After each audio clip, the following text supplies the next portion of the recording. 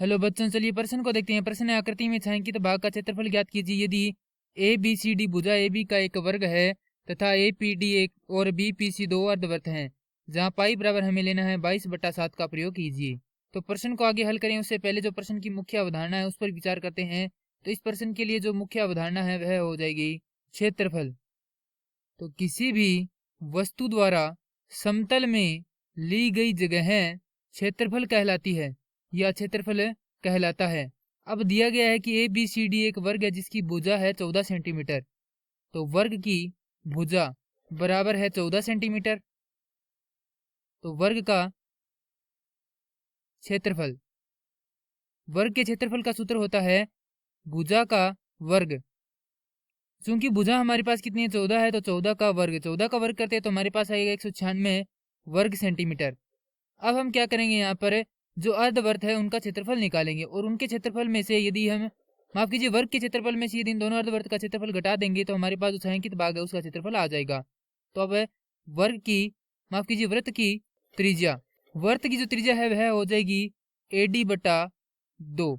क्यों हो जाएगी, क्योंकि यहाँ पर हम देखें तो यह पूरा क्या है, व्यास है, क्योंकि अर्धवर्त है ये, और व्यास की आधी क्या होती है, त्रिज्या होती है। तो AD/2, तो AD का मान है 14, तो 14/2 अर्थात वर्त की त्रिज्या आ जाएगी हमारे पास 7 सेंटीमीटर।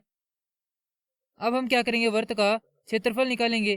तो हमें यहाँ पर दिया गया है अर्धवर्त, अर्धवर्त का क्षेत्रफल, और ये त्रिज्या वह भी किसकी है, अर्धवर्त की है, तो यहाँ पर ये भी क्या हो जाएगा, अर्धवर्त हो जाएगा।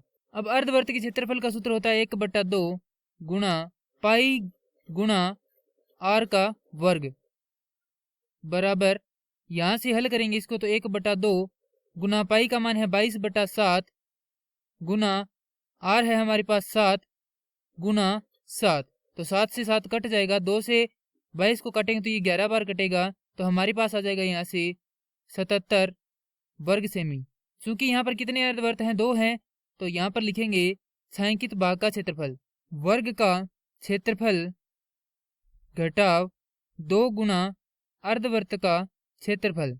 वर्ग का क्षेत्रफल हमारे पास 196 वर्ग सेमी घटाव 2 गुना अर्धवर्त का क्षेत्रफल है हमारे पास 77 वर्ग सेमी। हल करेंगे तो 196 घटाव ये हो जाएगा 154, तो घटाएंगे तो हमारे पास आएगा 42 वर्ग सेमी, या इसे इस प्रकार भी लिख सकते हैं।